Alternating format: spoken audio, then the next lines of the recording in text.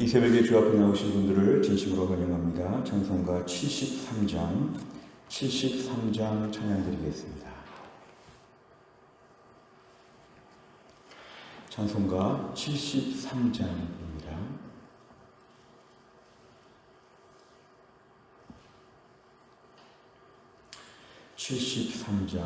찬양 드리겠습니다. 내 눈을 들어 두루 살피니 산악이라 날 돕는 구원 어디서 오나 그 어디서 하늘과 땅을 지은 여호와 날 도와주심 확실하도다. 주께서 나의 가는 곳마다 지키시며 졸지도 않고 깨어 계셔서 늘 지키네.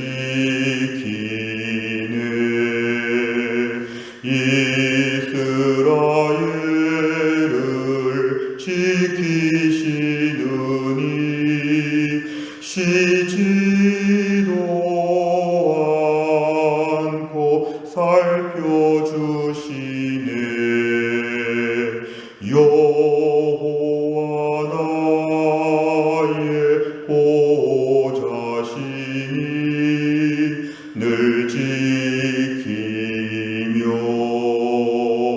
오른팔 들어 보호하시고 그늘 되네. 낮에는 해가 삼지 못하며 또 밤에 달이 해치 못하네. 여호와 나의 영혼 지키사 돌보시며 내 모든 죄를 사해 주시고 늘 지키네.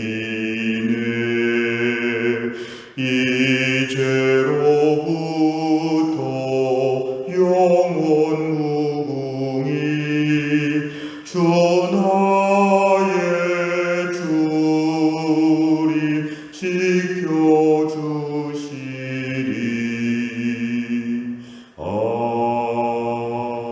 아멘.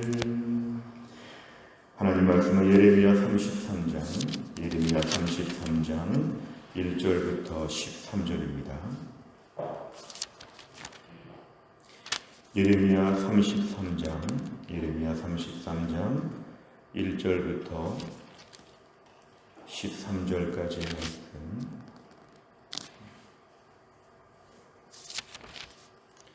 예레미야 33장 1절 1105페이지에 있습니다. 1105페이지 예레미야 33장 1절부터 13절 중에서 오늘은 1절부터 9절까지만 읽도록 하겠습니다. 예레미야 33장 1절부터 9절까지 말씀을 저와 한 절씩 교독합니다. 제가 먼저 읽겠습니다. 예레미야가 아직 시위대들에 갇혀 있을 때에 여호와의 말씀이 그에게 두 번째로 임하니라. 이르시되 이를 행하시는 여호와 그것을 만들며 성취하시는 여호와 그의 이름을 여호와라 하는 이가 이와 같이 이르시도다. 너는 내게 부르짖으라. 내가 네게 응답하겠고 내가 알지 못하는 크고 은밀한 일을 네게 보이리라. 이스라엘의 하나님 여호와께서 말씀하시니라. 우리가 이 성읍의 가옥과 유다 왕궁을 헐어서 갈대아인의 참호와 칼을 대항하여 싸우려 하였으나 내가 나의 노여움과 분함으로 그들을 죽이고 그들의 시체로 이 성을 채우게 하였나니 이는 그들의 모든 악행으로 말미암아 나의 얼굴을 가리어 이 성을 돌아보지 아니하였음이라. 그러나 보라, 내가 이 성읍을 치료하며 고쳐 낫게 하고 평안과 진실이 풍성함을 그들에게 나타낼 것이며 내가 유다의 포로와 이스라엘의 포로를 돌아오게 하여 그들을 처음과 같이 세울 것이며 내가 그들을 내게 범한 그 모든 죄악에서 정하게 하며 그들이 내게 범하며 행한 모든 죄악을 사할 것이라. 같이 읽습니다. 이 성읍이 세계 열방 앞에서 나의 기쁜 이름이 될 것이며 찬송과 영광이 될 것이요 그들은 내가 이 백성에게 베푼 모든 복을 들을 것이요 내가 이 성읍에 베푼 모든 복과 모든 평안으로 말미암아 두려워하며 떨리라. 아멘. 오늘 본문의 말씀은 하나님께서 남유다 백성들 앞에서 심판과 회복에 대한 말씀을 모두 다 우리에게 주시고 있습니다. 1절에 보니까 예레미야가 시위대 뜰에 갇혀 있다. 그러니까 지금 남유다가 멸망하는 이 시기에 남유다의 왕은 계속해서 예레미야가 미웠고 싫었습니다. 왜냐하면 하나님 말씀을 그대로 전했기 때문에 듣기가 싫어서 선지자를 감옥에 가둔 것입니다. 그러나 하나님의 말씀은 감옥에 갇히지 않았고 하나님은 감옥에 있는 선지자에게도 여전히 임하여서 그 메시지가 지금 전파되고 있습니다. 오늘 2절에 보니까 우리 하나님을 이렇게 설명합니다. 일을 행하시는 여호와. 무슨 일이 있을 때 하나님이 그 일을 행하신다. 하나님은 말씀도 하시지만 그 말씀을 행하시는 분이다. 그것을 만들며 성취하시는 여호와. 하나님께 집행권이 있다는 것입니다. 하나님은 계획도 하시고 하나님은 집행도 하시고 그래서 그의 이름을 여호와라는 이가 이와 같이 이르신다. 오늘날 우리의 삶의 모든 일은 하나님이 허락하셔야 되고 하나님의 섭리 가운데 이루어진다는 것을 오늘 2절에서 전제로 밝히고 있습니다. 오늘 3절에 매우 유명한 말씀이 나옵니다. 너는 내게 부르짖으라. 내게 부르짖으라. 힘들고 어려울 때 엉뚱한 데 가서 매달리지 말고 내게 부르짖으라. 내게 부르짖으라. 나에게만 부르짖으라. 그리고 부르짖으면 아무리 어려운 상황 가운데도 하나님이 응답하신다. 부르짖는 것이 연약해 보이고 초라해 보이지만 부르짖는 자가 가장 강력하다. 내가 하나님께서 응답하신다. 응답하신다. 결국 하나님께서 응답하시는데 하나님 모든 일을 주관하시는 분이기 때문에 이제 하나님이 응답하시면 일은 끝났다는 것입니다. 내가 알지 못하는 크고 은밀한 일, 결국 하나님께서는 우리의 상상을 초월하는 것을 계획하신다는 것입니다. 나는 한 10가지 방법이 있는 줄 알았는데 하나님께 100가지, 1000가지 방법이 있다는 것. 하나님께서 우리가 전혀 알지 못했던 새로운 방법으로 일들을 진행하신다. 그러니까 오늘 중요한 건 부르짖는 것입니다. 부르짖는 것. 돈을 모으고 강한 나라의 도움을 요청하고 인간적으로 뭔가 나를 포장하는 것, 그런 것보다도 부르짖는 게 우리 인생의 승패를 좌우하는 매우 중요한 것입니다. 부르짖는 건 병원에서도 부르짖을 수 있고 부르짖는 건 가난해도 부르짖을 수 있습니다.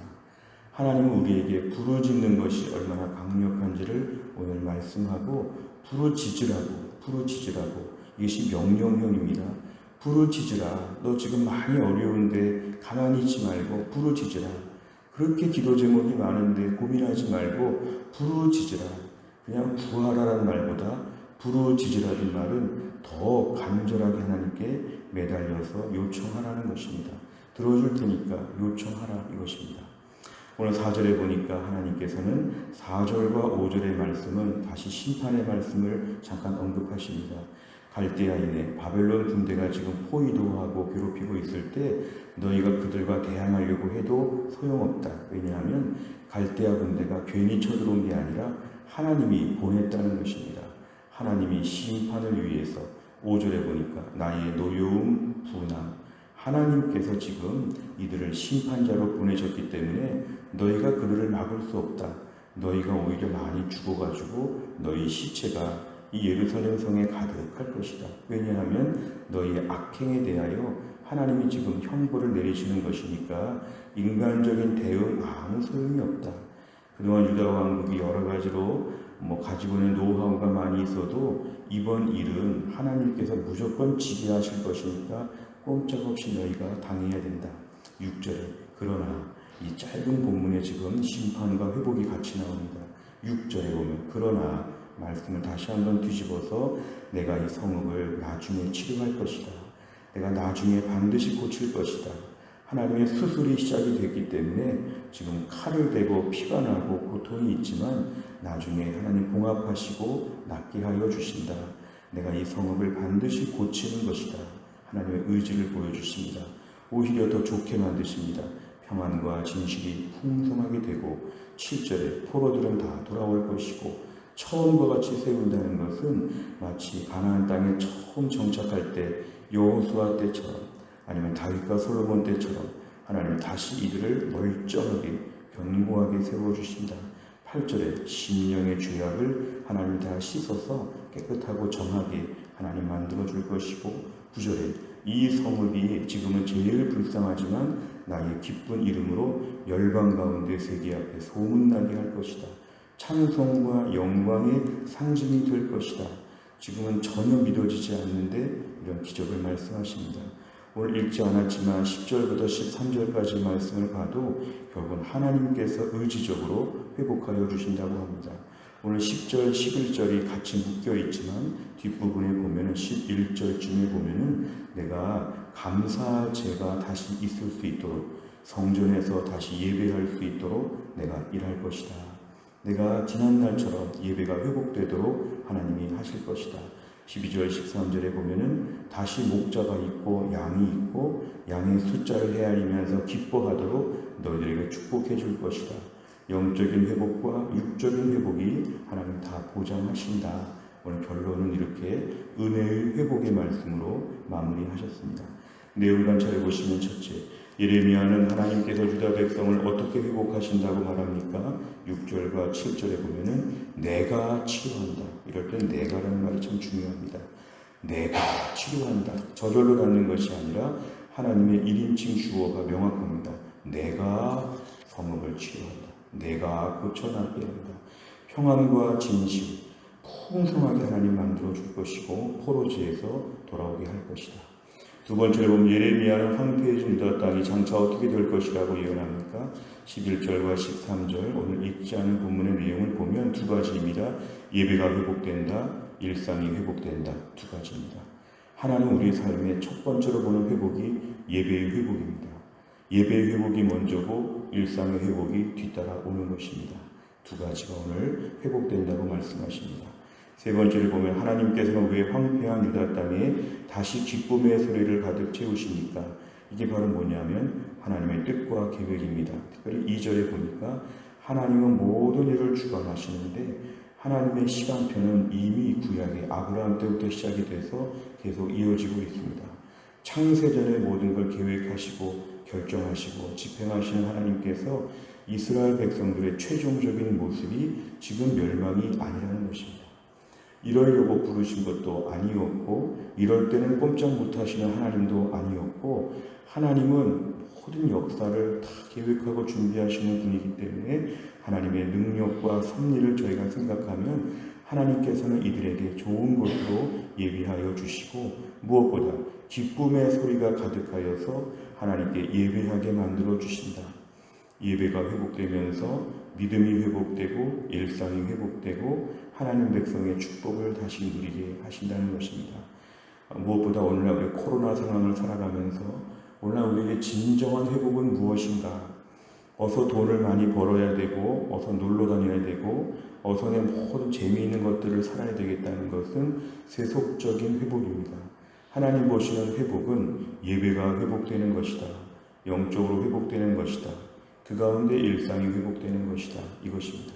결국 우리 회복의 목적은 뭐냐면 신앙의 회복과 하나님의 백성으로서의 하나님 앞에서의 태도가 회복되는 것, 이것이 가장 중요한 것입니다. 네 번째를 보면 하나님의 백성은 언제나 하나님을 향한 간절한 마음으로 예배드려야 한다는 사실에서 무엇을 느낍니까? 나는 최근에 예배에 얼마나 집중하고 있는가? 우리가 예배에 집중하는 게 신앙생활에 제일 중요합니다. 예배 안 드리면 불신자라고 하였습니다. 예배 대충 드리면 믿음이 아주 없는 것입니다. 예배 시간에 목숨을 걸고 집중하는 태도, 예배에서 승부를 봐야 합니다. 현대교회, 한국교회가 코로나 이전에 예배 말고 2부 순서에 마음이 더 많았던 것, 예배 외에 다른 것에서 즐거움과 만족을 누리려고 했던 것, 하나님 지금 다 정리하고 계십니다. 예배 한 개만 내버려 두셨습니다. 예배에 집중해야 됩니다. 예배 잘 드리면 믿음 좋은 것이고, 예배 못 드리면 믿음이 약한 것입니다. 예배를 그냥 드리는 게 아니라 잘 드리는 것, 온전하게 예배 드리는 것은 평생 동안 힘써야 되는 과제입니다. 예배가 일단 회복이 되면 내 삶이 회복이 됩니다. 나는 얼마나 예배를 잘 드리고 있는가. 너무 산만하게 이것저것 두리번거리면서 말씀도 잘 못 듣고 찬송도 가사 잊어버리고 적당히 예배드리던 버릇을 고치고 하나님께 집중하여 흠뻑 땀을 흘리듯이 예배 가운데 집중할 수 있도록 우리가 결심하게 되면 일상의 삶도 하나님 회복하여 주신다. 이게 온전한 회복이라는 것입니다. 5번 문제를 보면 내가 요즘 절박함으로 하나님께 부르짖는 기도 제목은 무엇입니까? 하나님께만 소망을 두고 온전한 예배를 회복하기 위해 무엇을 실천해야 합니까? 오늘 말씀에서는 궁극적인 회복의 하이라이트가 예배의 회복이라고 하였으면 그것은 이제 앞으로 점점 평생 우리가 점진적으로 잘해야 되는 것인데, 그러면 오늘 하루 해야 될 것은 무엇이냐? 그 예배 회복을 위해서 3절같이 기도하는 것입니다. 너는 내게 부르짖으라. 부르짖는 콘텐츠가 뭐냐면 내 삶의 예배가 회복되게 하여 주옵소서. 그 기도를 먼저 하고 나서 일상의 회복을 구하라는 것입니다. 너는 내게 부르짖되 무엇이 지금 중요하냐? 주님 온전히 예배드리도록 해성교회가 온전히 예배할 수 있는 모든 환경들이 더 잘 구비될 수 있도록 이렇게 구하면 하나님이 기뻐하시는 기도 제목이 됩니다. 궁극적인 목적은 예배의 회복이고 현재적인 방법은 부르짖는 것이다. 오늘 실천할 수 있는 것은 부르짖는 것이다. 내 삶에 많은 소원이 있지만 예배의 회복부터 기도하면 하나님이 기뻐하실 것입니다. 우리가 솔로몬처럼 기도 제목 중에도 하나님이 기뻐하시는 기도가 있는데 그것은 예배의 회복을 위해 간절히 기도하며 예배 회복을 위해서 내가 건강해야지만 예배 잘 드릴 수 있고 필요한 물질이 있어야 신앙생활 잘할 수 있고 뭔가 예배를 위해서 모든 것이 회복되기를 구하면 하나님께서 솔로몬의 기도를 들으신 것처럼 우리의 기도의 진정성을 아시고 기뻐하시며 응답하여 주실 것입니다. 오늘도 우리의 삶 가운데 한 가지, 오늘도 예배의 회복을 위해서 부르짖고 그래서 예배가 회복되고 일상이 회복되고 신앙생활 중심의 일상의 삶이 우리의 삶에 전개될 수 있도록 마음을 모아야 합니다. 어렵고 힘든 때를 저희가 살아가지만 오늘도 이러한 풍성한 은혜를 다 받을 수 있기를 주의 이름으로 축원합니다. 기도하겠습니다. 하나님 아버지 감사합니다.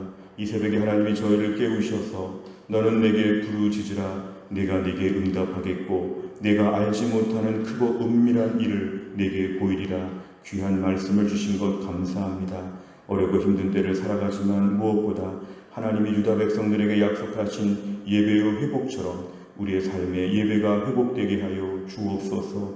수십 년째 예배를 드리고 있지만 어떻게 하면 예배를 더 잘 드릴까에 대하여 평생 동안 고민하게 하여 주시고 온전한 예배자가 되기 위해서 몸부림을 치고 해성교회가 다른 많은 사역들 중에 예배를 정말 잘 드리는 교회가 될 수 있도록 우리 교회를 축복하여 주옵소서.